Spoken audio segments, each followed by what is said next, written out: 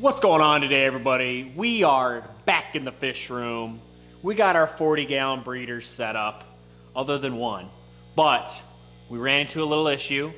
The heaters that I have in here are not working. So we're gonna have to order we'll probably order 3 100-watt heaters. I think 100 watts will do the 40-gallon breeders. I'll have to double check that. I'm pretty sure. And then once I'll make some lids too. I'll show you guys how to make some DIY lids. So that'll help hold in some of the heat as well. But we are still going to put our substrate in. And yeah, we're not gonna put fish in. All the fish are gonna stay in here. We'll go over what I got. I got some new fish in that tank. I got some new fish in this tank. I got new fish in this tank. So yeah, we'll go over all that. But yeah, I'm pretty excited. We'll get those heaters ordered. I think the towers look pretty good here. This one will be a 3rd tier. I just have to move all that junk up there, aka speaker and all that and whatnot. So yeah, I'll show you what we got. All right, so we have some new fish in our goldfish tank. We got some electric blue Acaras. Looking good, looking good. Hopefully we got a male and female. Hopefully that aggressive attack was the male and that's the female. I really hope. I kind of just guessed because they're kind of too young to be pairing off, and I didn't want to buy like 3, 4, 5 of them so they pair off naturally, you know. But yeah, we just add them in here because the goldfish aren't going to bother them. They're not going to bother the goldfish. But yeah, I don't know. You guys put it down in the comments. Is this normal behavior? They were in a tank with literally like 6 or 7 of them, and I kind of just like guessed what was male and what was female. I don't know. Cause it's not like it's not like he's nipping crazy. He's just kind of like, I think it's a dominance thing, but like if I have 2 males, then like the whole breeding thing's not gonna work. So like, man, we'll have to sell one back or trade one out for a male or female. I don't know yet. Or we can just throw the other extra Acara that we have in somebody else's tank. That's fine. Because they're not super aggressive, so. But yeah, that's our goldfish tank. Still looks good. Everybody looks clean, happy. No nips. No fins are nipped on the goldfish, which is good. And now down here, still a little hazy, probably from these filters not being cycled. The only one that was kind of cycled was that internal filter there. But let's see if I can get a good. So we got some, I think they're blue emerald platies that are just gorgeous. This light doesn't really do them justice, but I think we have 1, 2, 3, 4. I think we have 5, 6 or 7 of them. But yeah, they look good. Once I put a black background on it, on these tanks, like the shimmer, you can't really see their shimmer. Like he's got a nice shimmer to him once the light hits him just right. But yeah, they're gonna be a really good breeding project. And then we have some skunk cories. We have, I think, 4 of these guys. We're kind of just hoping that we got male and female. Obviously, we probably do. But yeah, here's a group of them right there, hanging out, doing their thing. But yeah, I like to breed cories. I usually am pretty good at breeding them. Like I guess my water's pretty decent for them. And then we got these Julie cories, which I think we have 5 of these as well. I just love the pattern on them. They are too small. Oh, they're moving way too much. Their patterns on them are really nice. You can tell the size. The skunk cories are going to be much bigger than the Julie cories, which I don't mind. Here's one right in front. Absolutely gorgeous looking fish. I love how they look. But yeah, this is just a holding tank for them as of right now because I don't have these other 2 tanks set up.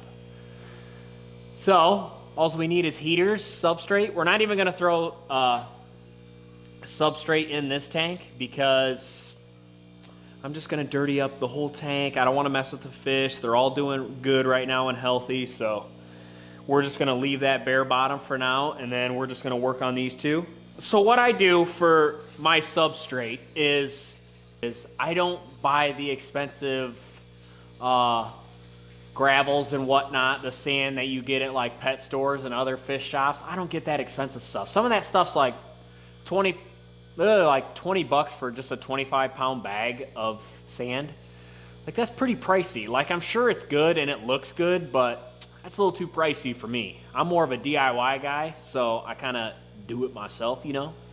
So I go to Home Depot or whatever, I don't know, landscaping store or whatever store you have near you, and I get pea pebbles, which is like a gravel. It's just like a little gravel, some rocks, because I'm gonna add play sand as well. I'm gonna add just standard old play sand. And what most people do is they rinse all this stuff off. I'm not messing with rinsing that off. It'll clear up in the filter and everything's gonna be okay. It's gonna be cloudy for a couple days, but that's fine. If you rinse the gravel off, I mean, that's dirt and nutrients in that gravel, and I'm trying to grow plants. So like, it's kind of like a win-win for me. But like for other people, I get why they would want to rinse it off. But yeah, that's what I do for my bottom base. I have it in every tank other than the extremely planted one. I actually put like organic dirt, like outside landscaping dirt, on the bottom and then sealed it all in with sand and gravel. But yeah, we're just gonna get right into it. We're gonna move this filter, the sponge filter, out of the way. I already moved the other one out of the way. And yeah, we're just gonna get right into it. Yeah, so if you start with gravel, the sand is just gonna go all between the crevices of the gravel. But if you put sand, then the gravel has to slowly work its way into the sand. So the whole purpose of the gravel is, one, nutrients. It'll help beneficial bacteria and whatnot grow on the rocks. And then the sand, if you just do sand, sometimes the sand likes to become compacted, and that's not the best for your fish tanks because it can hold a whole bunch of, what do they call it? It starts with a T. Poop. It catches a whole bunch of poop, and it can't be filtered out, and that's how you get nitrate spikes, and then that's why your fish die, yada, yada, yada. So to just completely avoid that, we just put gravel in there, and that like breaks up the sand so it doesn't become compacted and all hard. So yeah, we're gonna start with our gravel. Not clean. So I got a bucket that I can use. Nah, we'll just use the old hands.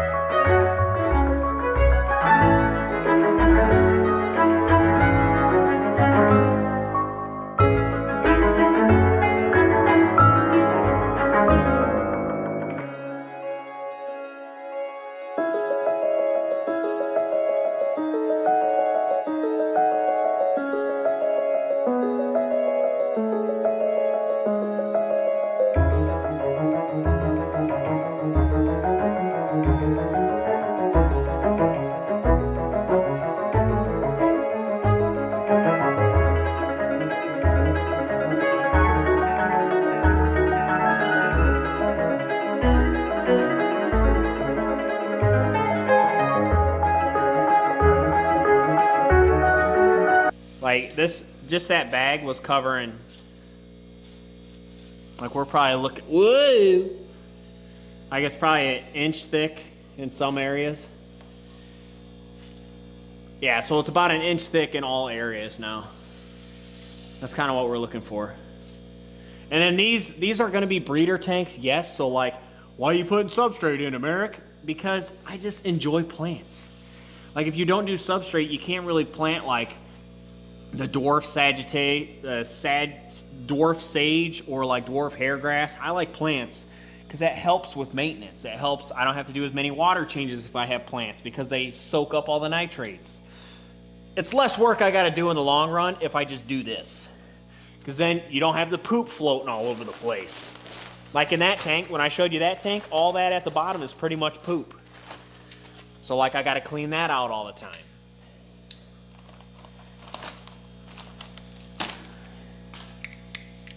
So yeah, it was pretty much like a 50-50 mix. Sand and gravel.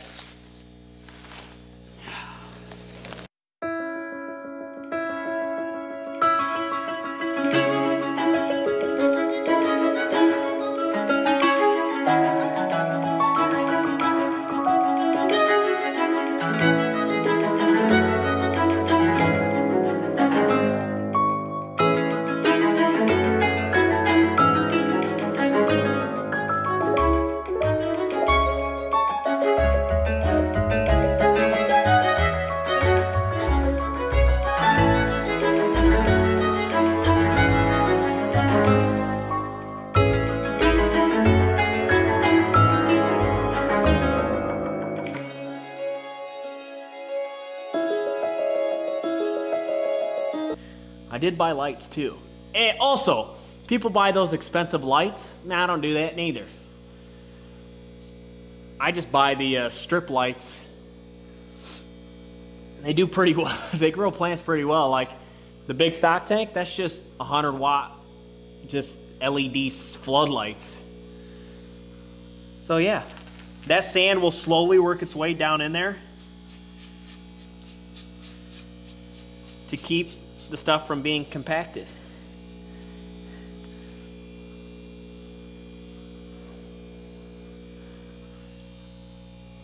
So yeah, that's the one tank. Let's go on to the next. All right, now let's add our filters back in so this can start cleaning up. Get our lift tube on.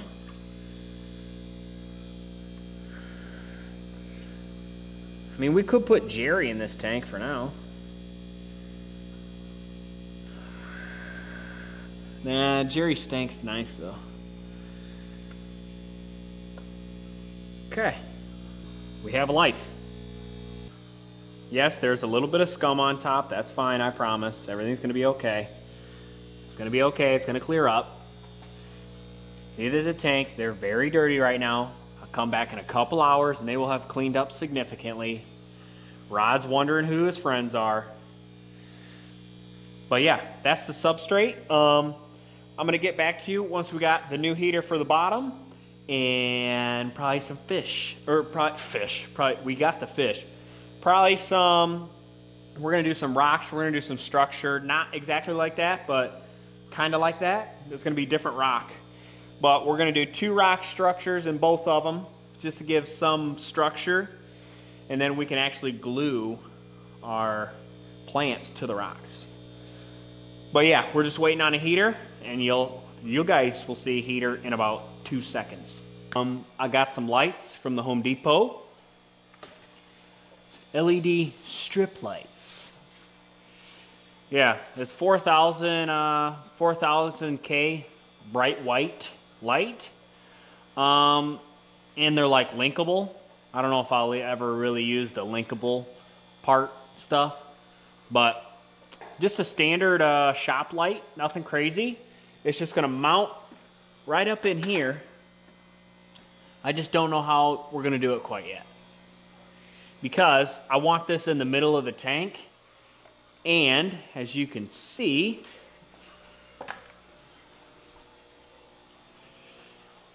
I can't really wire it in the middle because look, I can't really mount it in the middle because we don't have nothing in the middle there. So I think that's what we're gonna do. We're gonna make some little bracing in the middle. Put some bracings in the middle.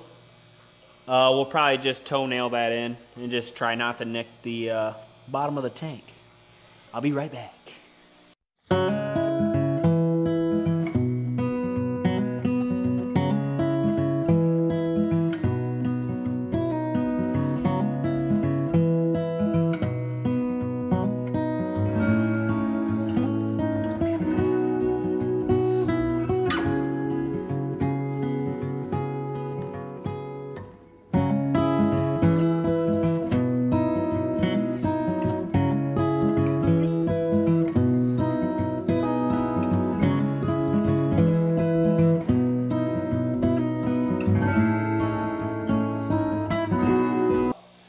we're just gonna get to mounting this, measuring, screwing, mounting, plugging in.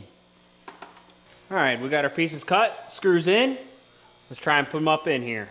All right, so the tape trick looks a little something like this. To find the holes, you're gonna put some tape on the back of this guy here. Probably about that long.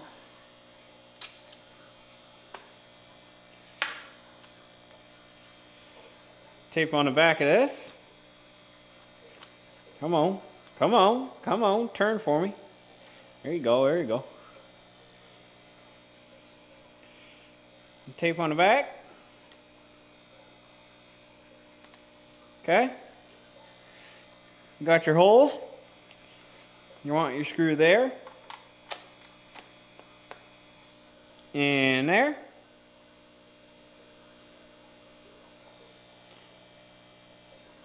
Come on now. Want your holes there and there? We got our holes put in there? Yeah. Pull the piece of tape off. Stick her on up here.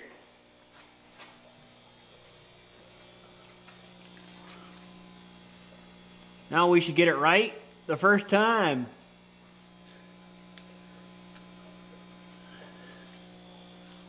I'll probably mess it up. And we're gonna run it through that cinder block. Oh! That's gonna be a problem, isn't it?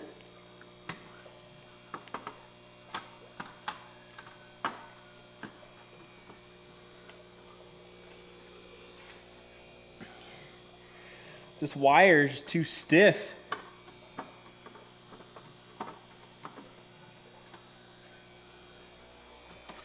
Oh my gosh.